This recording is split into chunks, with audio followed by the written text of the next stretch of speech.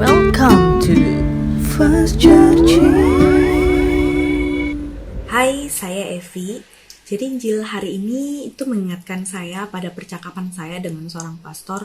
Saya berkata kepada pastor tersebut, "Pastor, saya merasa saya ini sombong karena pada saat saya melayani, saya itu merasa senang kalau saya mendapatkan pujian." Lalu pastor tersebut berkata, sebenarnya tidak ada yang salah dengan merasa senang saat kita dipuji atau bangga sama ibadahnya kita, sama pelayanannya kita, karena itu bisa bikin kita termotivasi untuk terus melayani Tuhan lebih dan lebih lagi.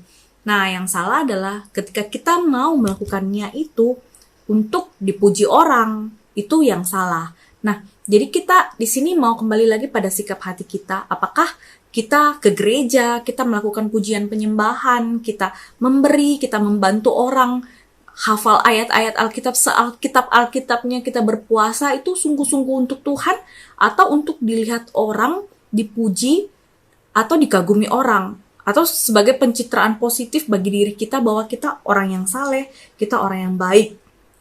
Nah, ketika sikap hati kita benar, mau kita dapat pujian atau tidak pun kita tetap bersuka cita karena ya memang itu bukan tujuan kita.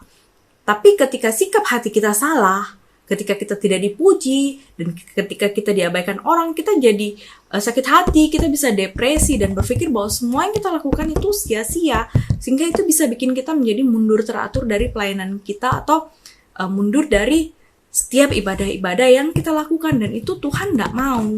Jadi kita mau setting kembali hati kita setiap ada godaan, dan pasti memang ada godaan untuk memamerkan ibadah kita, pemberiannya kita, agar kita dipuji orang. Kita bisa bilang, hati, gak boleh kayak gitu loh. Kita mau bikin semuanya ini untuk Tuhan. Jadi meskipun yang kita lakukan itu tidak dianggap orang, tidak dilihat orang, Tuhan Yesus berkata, maka Bapamu yang melihat yang tersembunyi akan membalasnya kepadamu. Amin. Mari kita berdoa. Dalam nama Bapa, Putra, dan Roh Kudus. Amin.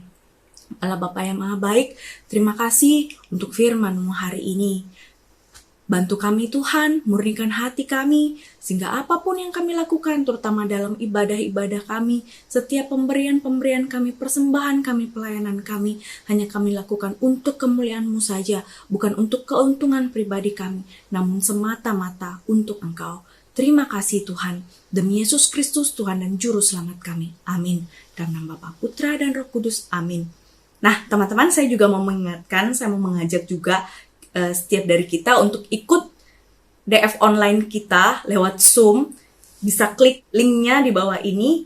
Thank you.